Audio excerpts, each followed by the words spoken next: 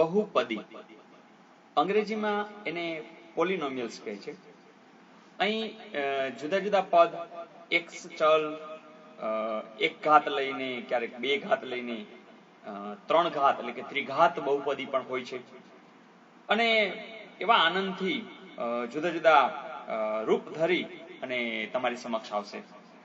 હું તો એવું કહીશ કે બહુપદી એ તો હરખ પદુડી, ઘાત માથે લઈ એ વળી હરતી ને ફરતી, આલેખમાં તો એ મોજેથી મળતી, 6 ગુણ દેતી જો એ માર્ગે મળી જતી.